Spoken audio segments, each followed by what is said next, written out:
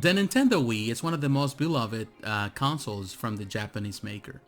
It is the third best-selling console of all times, behind PlayStation 2 and PlayStation 1. It is a console that is still going strong even after 12 years of its introduction into the market. The great thing about the Wii is a lot of the technology that was introduced into the market through the system. There were a lot of great ideas that Nintendo explored, and definitely there was a popularity behind the console.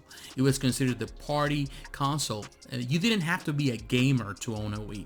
A lot of people own the Wii just because all the things that you could do with the system.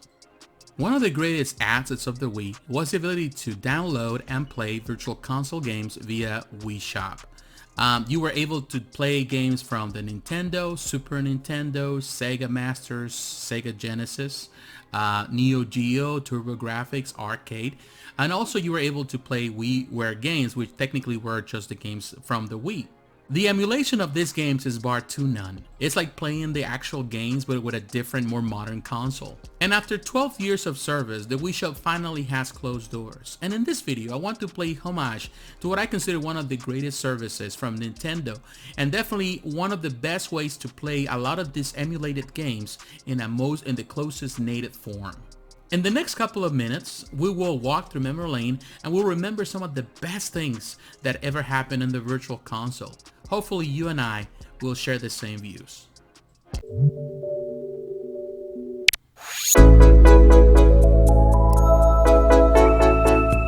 Who doesn't remember this song? The introduction to the Wii Shop. Very catchy, very friendly. It's one of my favorite memories of the Wii Shop. Every time I'm just going in and listening to it, very happy, very Nintendo. Definitely have great memories. One of the things that the Wii Shop didn't have, definitely, the interface was very clunky. Definitely not the best parts of it. Just going through all of them, choosing what was, what you wanted to watch, what you wanted to play, going through the whole listing. It was not very intuitive. It was not really user-friendly, but the ability to go through all of it and be able to play a lot of these games and find them, and the price point, of course, was one of the greatest assets of it. Definitely had a lot of fun with that. The Wii Shop channel launched on December 10, 2006. Of course, it's over 12 years of operation. It was really integrated into the Wii system from the get-go. It was released a month after the introduction of the Wii. So just the ability to download a lot of these games. Of course, Nintendo was exploring a system. It was not the first one, because we also had the Xbox Live with the original Xbox and of course Xbox 360. But the Wii Shop was different because the main focus, of course, was not only games designed for the Wii through WiiWare, but be able to download a lot of retro games, which was the biggest selling point, the biggest selling factor. The way you purchase games was through Wii Points. Originally, there were two different ways. You can actually purchase the Wii Point cards, and you can add credit to your account, or you can simply, use your card and directly pay for those Wii Points, so you can purchase via, of course, debit or credit card. That system, of course, was removed with the cards. We were unable to find them for many years. They were discontinued, and the ability to add points was actually removed back in March of 2018. So definitely, whatever points you have throughout all this time, you had to use them before the termination of the whole service. There were a total of 397 games available for the virtual console here in North America. Of course, there were more in Japan and a little less in Europe. But definitely some of the greatest systems are included here. You had games from the Nintendo Entertainment System. There were a total of 94 originally. Some of the most classic NES games you can find here. A lot of them are just fan favorites. You see games like, the original, of course, Mario games. You see games like The Legend of Kage, Kirby's Adventure, Ice Climber, Kid Icarus, Tecmo Bowl, Gal Galaga, Punch-Out, Teenage Mutant Ninja Turtles, which actually was discontinued, yet Castlevania, Ninja Gaiden, Pac-Man, all the Zelda games, of course, the Super Mario Brothers, Mac Rider, Yoshi, Adventure Island, you know, you name it. There's a whole list of games that, of course, you can play nowadays through the NES Classic, and even when you hack your NES Classic, you can download all of these games. But before that, there was no other system like the Virtual Console on the Wii that allows you to play this amount of games. There were so many different ones, and also there were some Japanese games here, like Princess Tomato and the Salad Kingdom. Some of these games that were imported that actually they felt pretty good. The Famicom here. Now on the Super Nintendo, you have a total of 74, and ultimately some of them that were removed until they only have 63 titles. But you have games like F-Zero, SimCity, Street Fighter 2, The World's Warrior, Super Castlevania, Donkey Kong, Super Gals and Ghosts, The Legend of the Mystical Ninja, Donkey Kong, of course, ActRaiser, Kirby's Dream Core, Super Metroid, Metal Marines, Axelay, Vega Stakes, Silvernator. You know, the list goes on and on. Super Turrican, which is a game that I really enjoy. Games like Secret of Mana, Space Invaders, Super Punch-Out, Uncharted Waters, New Horizons, Super Star Wars. You have actually had the whole trilogy. The Indiana Jones, which is actually very fun to play. Super Mario Kart, Ghoul Patrol, Kirby Superstars, Wild Guns. The list goes on. Super Bunk, Super Adventure Island, Brawl Brothers, Doremi Fantasy, which is an import from the Super Famicom. Definitely a very delightful game to play at. There's so many different games on just that. The Nintendo 64, which has always been hard to emulate through everything else besides PC, and even on PC comes with some difficulties. But you have like 21 total games for the N64. You got the Super Mario 64, which I have great memories, Mario Kart 64, The Legend of Zelda Ocarina of Time, Star Fox 64, X-Zero X, Paper Mario, Pokemon Snap, Kirby 64, Cruising USA, which is very fun, Mario Golf, you got Mario Party 2, Bomberman Hero. Definitely, it's a whole list. The TurboGrafx also had so many great games. There were a total of 63 TurboGrafx games. You have Bomberman 93, Bunk's Adventure, Superstar Soldier, which is very fun, Victory Run, Alien Crush. You got Soldier Blade, Dungeon Explorer, Vigilante, which actually also you can play on the Wii U, the New Adventure Island. Some of these games have made it to the Wii U eShop system, but not all of them. Bravo Man, Bunk's Revenge, Shockman, Dine, Ninja Spirit, Blazing Lasers, Dead Moon. You got China Warrior, which is a bit clunky, but it's just fun just to play it once in a while. Air Song, you got Devil's Crush, Galaga 90, Neutopia 2, 1 and 2, Legend of Hero Tonma, Gate of Thunder, which is extremely fun, Samurai Ghost, Power Golf, Monster Lair.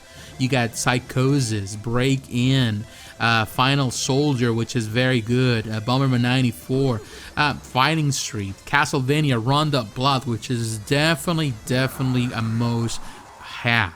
On the Sega Master Systems, you got games like The Wonder Boy, Fantasy Zone, Alex Kidd in Miracle World, Sonny the Hedgehog, Space Harrier, Enduro Racer, Sonic Chaos, Secret Command, Fantasy Star, Wonder Boy the Third, The Dragon's Trap, which is a classic, Alex Kidd in Shinobi World. The Sega Genesis had 75 titles. You got the classics as Alter Beast, Sonic the Hedgehog, Echo the Dolphin, Golden Axe, Wrist Right Star, which is very fun. You got Gunstar Heroes, Toe Jam and Earl, Bonanza Brothers, Streets of Rage, which is a classic, Sonic Spinball. You got Alex Kidd in the Enchanted Castle, Virtual Fighter 2, which is okay. Wonder Boy in Monster World, the Kid Chameleon. So you have so many classics: Shining Force, Dynamite Hitty, Ghosts and Ghosts, Super Thunder Blade, you Golden Axe 1, 2, and 3. Again, Sonic the Hedgehog, your whole collection. You got Eternal Champions, Rolling Thunder 2, Light Crusader, Puyo Puyo 2, which I have a lot of fun with.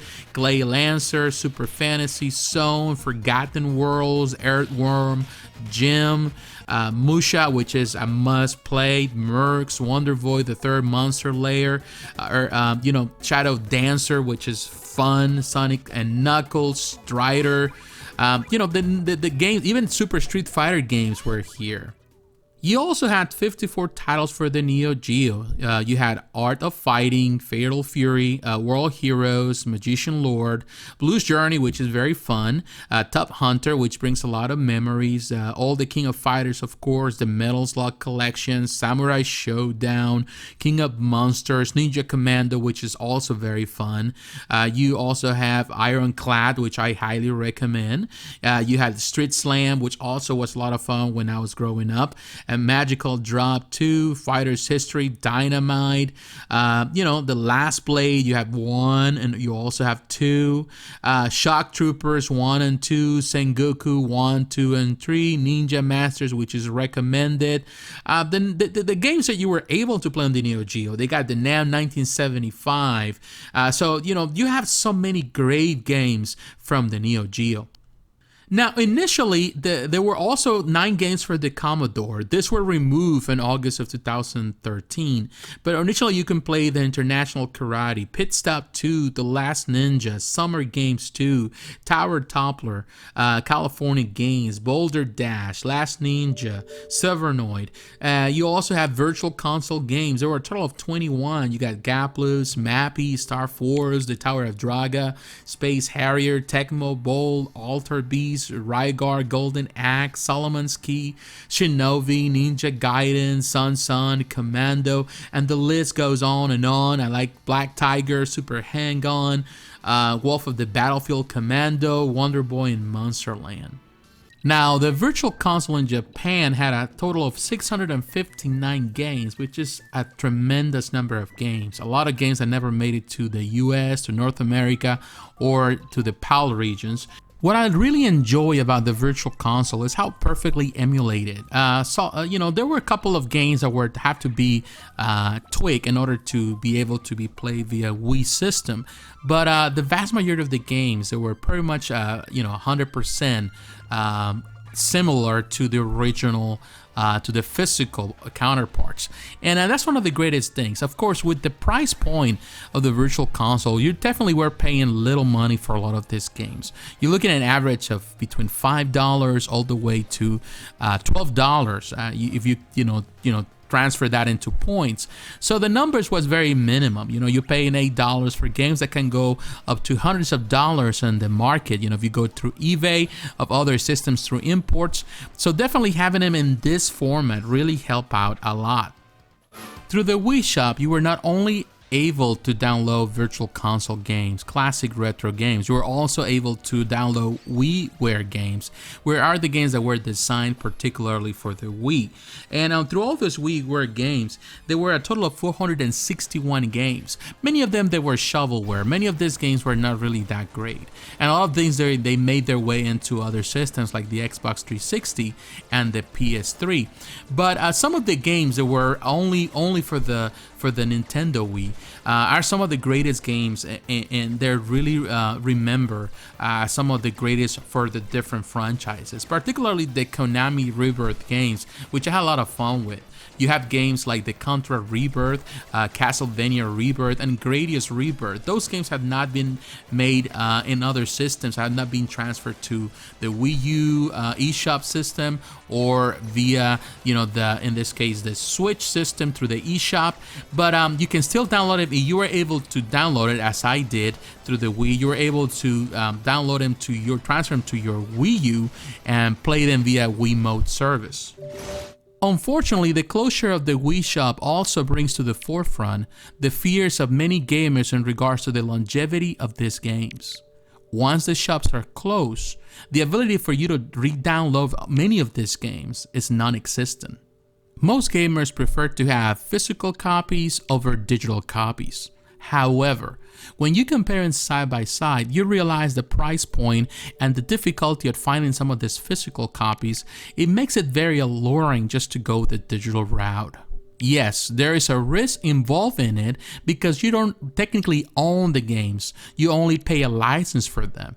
However, the ability to play these games and to preserve them for the years to come makes it more alluring than just simply trying to hunt down some old copies and pay hundreds and hundreds of dollars. It is fair to say that even with all the disadvantages of the Wii in comparison with the Xbox 360 or the PS3, there were a lot of pluses and a lot of good things that came out of that system, particularly when it comes about downloadable games. Being able to play these retro games is definitely one of the highlights of the Wii. One of the reasons I still own one, and one of the reasons I'm very happy still playing with it. What I love about the Virtual Console, particularly the Virtual Console and the Wii, is the great amount of games that you are able to download that are really hard to find. Many of these retro games are really hard to find a decent copy for a decent price. So you are able to pay pretty much a fraction of that cost and really play these games perfectly emulated. You will not find a better deal anywhere else. Of course, now with the Switch, you don't have a Virtual Console system or technically a Wii Shop like the Wii or like the Wii U. It is really definitely unfortunate because there's no way that you can play a lot of these games like the Sega Genesis or the Sega Master System or the Neo Geo or the TurboGrafx without really having going back into the Wii or the Wii U. It is unfortunately that the Wii Shop is no longer here. However, there's still ways that you can download all of these games and more and all the WiiWare games into the system via, hack. You would have to just pretty much hack your Wii or even your Wii U, and you're able to play a lot of these games. And both of my systems are hacked, and in this video I'm not gonna show you how to do it. There are plenty of videos where you can do so, and it's very fun to do. And but I own many of these games in one way or another, and through the hack system I was able to download some of the games that I was unable to purchase.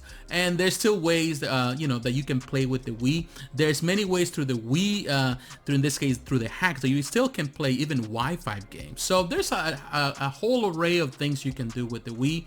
You can play a lot of the classic arcade games. There's a lot of things. In the next couple of months, I will have videos where I'll showcase some of these arcade games via Wii emulations, which is definitely one of the greatest assets. Definitely, I'm very satisfied with the Wii Shop and definitely have a lot of great memories to share. I play a lot of great games through the system, and I'm still playing up to this day. Sometimes I just have the itch to play some classic Neo Geo or some classic TurboGrafx games, and definitely all of that is met here. So what is your opinion? Have you played the Wii? Have you any memories with the Wii Shop, the Virtual Console games? I would like to hear it. Please don't forget to like, comment, and subscribe. Hit the notification button so you're reminded of the next video, and don't forget also to follow me on Instagram, on Facebook, and consider supporting to Patreon. So God bless you. Have a great day.